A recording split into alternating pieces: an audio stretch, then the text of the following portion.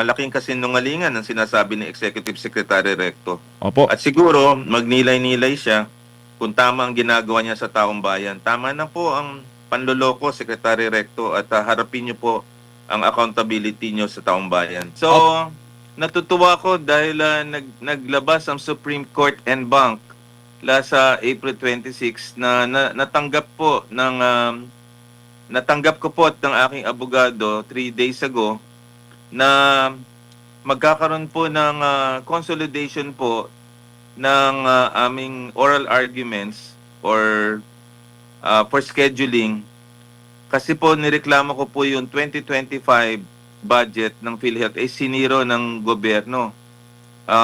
And then sina Attorney Vic Rodriguez, Congressman Ungab ay nagreklamo dahil may mga blank items sa budget. So yun ho first time in history. At ang pangatlo, sina Justice Carpio din, nirereklamo din daw yung budget na yan. Kasi yung 2025, yan ang worst budget in history kasi dyan po nangyari yung flood control. Ako naman, nireklamo ko kasi after the unconstitutional transfer nung ng PhilHealth na 60 billion noong December 5, hindi nagbigay ng budget ang government. Zero ho in 2025. Nireklamo ko po yun sa Supreme Court. At after 1 year, nakakatuwa kasi napakinggan tayo. Ang tingin ko hong dahilan dito ay after the son of the President sa July, magba-budget hearing. Ngayon, kung hindi malinaw sa Congressman at sa Senate na bawal yung mga ganong klase na pagbibigay ng zero budget sa PhilHealth at saka may mga blank statements dun, baka magkaroon ng problema ulit tayo sa allocation. So pinupuri ko ang Supreme Court for recognizing that kasi masyado pong magulo ang Kongreso at Senate at na-allow nila nagkaroon ng maraming unprogrammed appropriations tapos yung pera ng PhilHealth nalipat ho sa unprogrammed appropriation, nilipat at tapos hindi nila binudget. Kaya dapat talaga pakinggan at mag-decide ang Supreme Court kung unconstitutional yan para sa ganun maisoli yung pera sa taong bayan. Particularly yun pong 75 billion in 2025 sa healthcare. Yun ho ang aking yan, nakikita sa picture at masayang-masaya po ako at nakikinig po ang Korte Suprema. Ito ho malaking bagay kasi 15-0 ang desisyon ng Supreme Court noong December 5 sa unconstitutional transfer ng diversion. Naalala nyo si Secretary Recto, inutusan si President Ledesma na ilipat yung pera. Na-prove na nila unconstitutional. Tapos in 2025, isa na naman mali ang ginawa nila, hindi nila binigyan ng budget in 2025. Tapos nagreklamo na from both camps, hindi nating sasabihing DDS or sasabihin nila Dilawan kasi si Justice Carpio iba hong partido yon. Ibang partido rin sina Congressman Ungab and Vic, and yet ako naman independente. Lahat ho kami hindi po mapayag na tama ho yung ginawa nila sa 2025 budget. At yan ay kailangan desisyonan ng Korte Suprema upang maibigay yung tamang budget itong 2027. Kasi mag-uumpisa yan after last week ng July, August na budget hearing. Kung magkamali muli ang budget natin. So yun po, sa mga nakikinig po, yan po ang kinagagala ko po at ako'y handa mag-present sa oral arguments sa Korte Suprema po. Opo, Docs. Kung baga, hindi malayo yung posibilidad, lalo na kung wala pang mga desisyon, pinal desisyon ng Korte Suprema ukol dito, hindi malayo yung posibilidad na baka may gagawin naman sila, lalo na for 2027 budget na itinituring na election budget. Tama po yun. Kaya ang Korte Suprema, ang tingin ko, nag-isip na baka yung 2027 budget gawing election budget. At nakita ko yung galawan, bibigyan daw ng insentibo ang mga LGUs So, naiisip ko, sorry for this kind of comment, wala na yung flood control, baka gamitin na naman yung budget para mag-incentivize kasi election campaign period, no? Ang tingin ko aayusin ng Korte Suprema to para wala na malagyan ng mga unprogrammed appropriation, wala nang magsisiro budget for PhilHealth, wala nang diversion sa PhilHealth, at magamit pa talaga for social services rather than be used again, sana naman, for alleged anomalies or corruption in budget allocation. Kaya tama po yung sinasabi nyo. At I think visionaryo ang Supreme Court and they want to preempt that particular decision making of the Congress and Senate. Kasi nagsisimula yan sa Kongreso. Opo. Actually, meron pang pahayag nga ang Malacanang na posibleng sa 2027 maisasama muli itong flood control fund na ito po, attorney. Yeah. Yeah. Yun na nga dapat Pero ongoing kasi yung oral arguments ngayon dun sa unprogrammed appropriation na hinain ni Congressman Irice at ni Congressman Ledesma. Congressman Laila de Lima. Ang ibig ko sabihin, malaking bagay yon na nag-oral arguments sila doon sa unprogrammed appropriation na dapat wala nga unprogram, dapat iligay nila yung pera doon sa programa. Bakit meron silang standby na 250 billion? Baka malagyan uli. So tatapusin nila yon. Tapos tatapusin din ng Supreme Court yung pag-yurak sa PhilHealth natin. Yun ang dapat nating ayusin. At hindi na maulit ang worst budget in Philippine history, yung 2025 budget. Opo. Para sa kalaman lang ng ating mga kababayan, gaano po kahalaga na hindi ma-zero budget ang PhilHealth bagkus ay dagdagan pa ang pondo nito at kasi hindi naman ito pang negosyo kagaya ng ibang mga health insurance po, Doc? Yeah, mahalaga kasi nakaatas sa universal healthcare kung ang dapat ang PhilHealth tatlo ang gagawin. I-increase ang case rate or benepisyo. Kunyari, heart attack.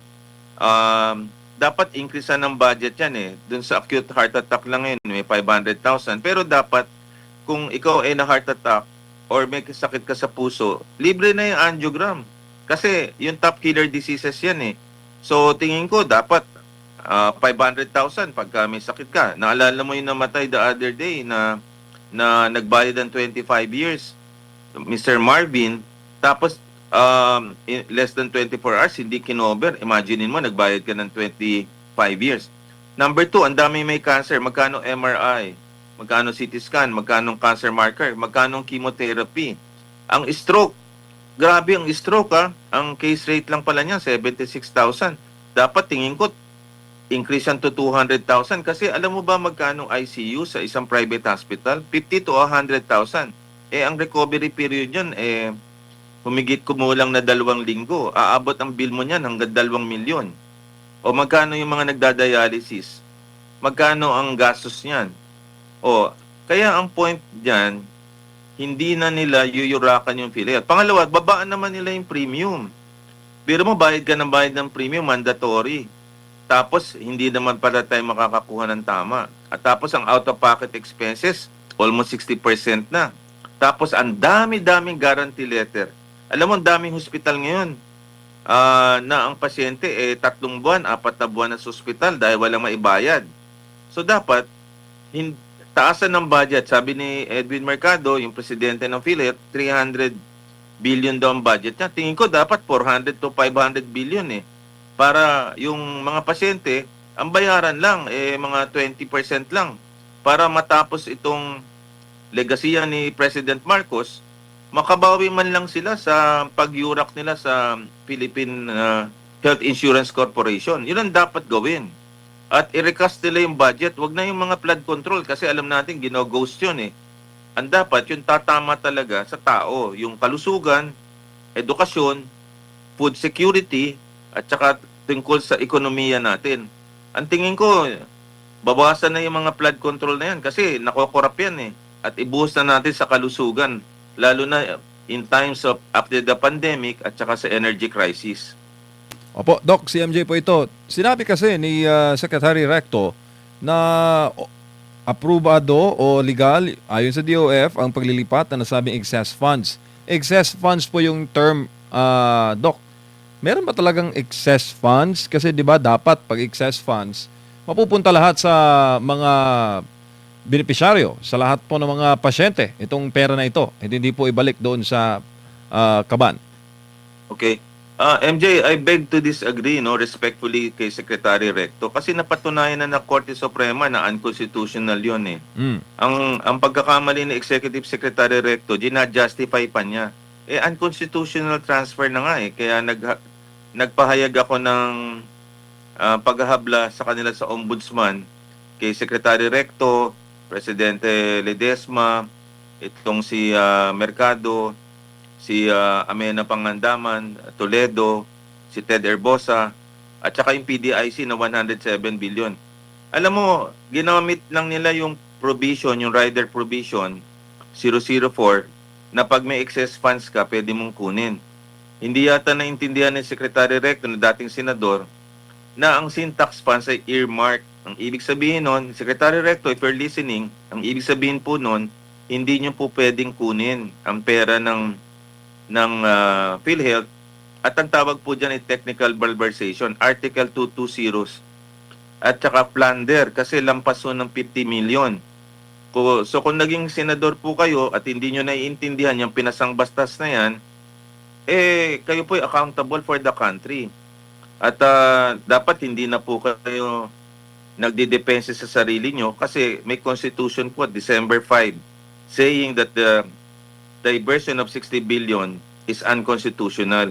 So wag na natin lokohin ng taong bayan. Sabihin natin na mali po kayo at yung case natin sa husgado na sa ombudsman, yung dalawa na dismiss, yung akin hindi pa kasi I filed it May 25. Kaya I respectfully disagree with Secretary Recto not to confuse the public about this kasi nag-decide na po ang Korte Suprema regarding this. Opo, sinabi po ni Secretary Recto, Doc, and I quote, "The statements and findings regarding this issue have been consistent. What is important is that PhilHealth's operations and the services provided to our fellow citizens were not affected." End of quote. Ano masasabi mo doon, sir? Malaking kasinungalingan yan. Affected ho ang mga tao. Ang dami hong nangangailangan ng guarantee letters.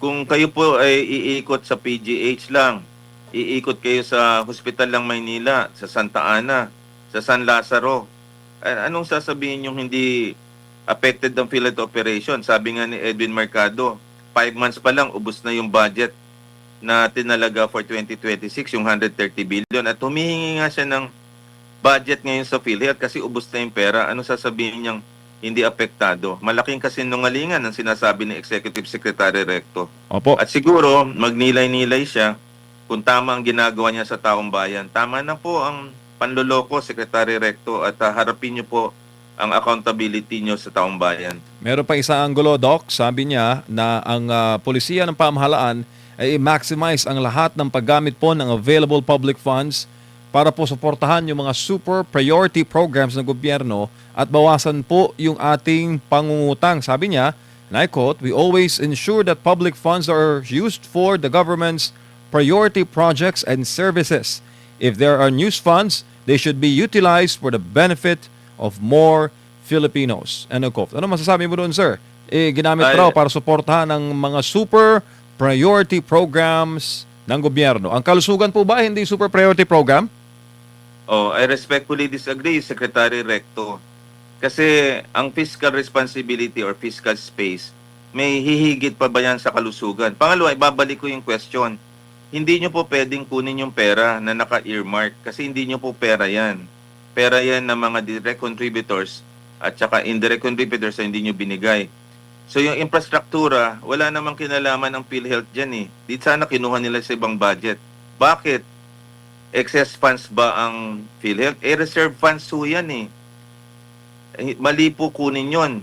At according to Section 11 of Universal Healthcare, pwede nyo lang kunin ho ang any funds at hindi ililipat. Kung itataas nyo po ang benepisyo, bababasan mo ang premium para ma-achieve ang Universal Healthcare goals. So tama na po, Secretary Recto, sa pag-confuse. Kasi always refer back to the December 5 Supreme Court decision. At wag nyo na pong i-justify yan. Baluktot nyo pong reasoning. Opo, at lalo pa na may mga grupo, Doc, no, na naghain ng TRO dito po sa naging desisyon ng Ombudsman. Ano sa tingin nyo, anong next nyo na hakbang, Doc, bilang isa po kayo sa mga prime movers ng issue na ito? Well, sa akin, hindi pa nadidismiss yung aking ombudsman case laban kina Secretary Recto. Yun hong dalawa na na-file last year ay na-dismiss. Pero nag-motion for reconsideration eh. So pag ako na yung case ko ma-dismiss, magma-motion of reconsideration ako. Kung hindi naman, didiretso ako sa Korte Suprema para i-challenge po yung case ko po against them, yung technical malversation tsaka plunder po. Opo, Doc, may balan tayo, no? Panahon na naman po ng tag-ulan at inaasahan natin, Doc, na magiging puno na naman ang mga ospital dahil po dito sa mga sakit na ating pong nakukuha dahil po sa mga pagbaha.